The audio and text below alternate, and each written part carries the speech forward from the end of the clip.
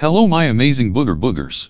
After my initial inquiry into the dark and twisted barbarian conspiracy, my only source of information, the all-knowing and all-wise old god has unfortunately chosen to withdraw his assistance with my documentary. The White Ants expressed that they have no interest in revealing the dark past of their part in the Great Boogan Civil War, and as such they have requested for their shepherd to stop assisting me under any circumstances. It seems as such that the White Ant clan isn't as innocent as I once had thought. Possibly they aren't the victims of the barbarians, rather simply the losers in the long war that engulfed the islands.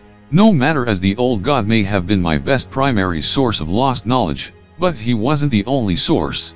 I have met with an old fire ant by the name of Winston Firecrag who has reluctantly agreed to silently aid me with insider information into the fire ant side of the war. Firecrag revealed many interesting and insightful events that may get me closer to understanding who Adolf Giantstein was, and the events leading up to his ultimate demise. The first of many long and complicated stories that Firecrag told me was one that, if proven true, would change everything.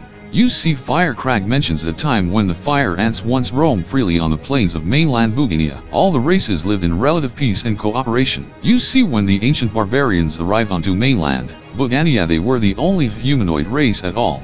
And according to Firecrag, all of us humans are descended from those few ancient barbarian tribes. When they arrived, they were weak and alone. On a continent full of various ant races, the barbarians immediately felt at odds. They felt a sense of mistrust despite the black ants' many welcome aids and gifts. The barbarians wanted power. They wanted to rule the island with an iron fist, and they knew without any of the magic the ants so easily posed, and without the blessings of the many gods, they had no chance. How could they conquer anything with mere steel and iron? They first tried to harness the power of the scattered magnetite and crystal deposits and meteors that laid the lands, but they simply did not have the technology to create anything more sophisticated than mere clubs or shards. This was the start of the tension between the United Ant Nations and the newly founded Barbarian Legion. They tried to play God. They started corrupting Shellys to create new compound ores. You see, you can't simply create a new ore out of simple ingredients. That would be far too complicated. However, using the natural evolved abilities of the Shelly shells, they were able to take advantage of certain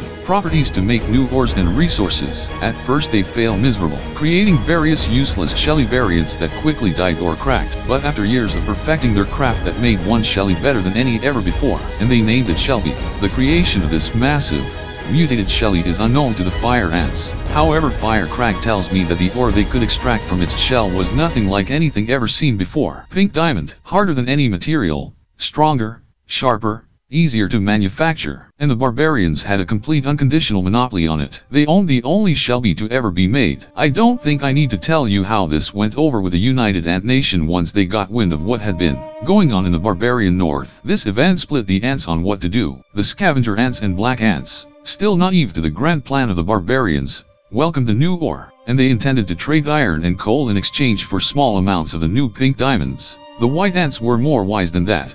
They knew that an ore this powerful was far too dangerous to allow to even exist, and the fire ant clan agreed.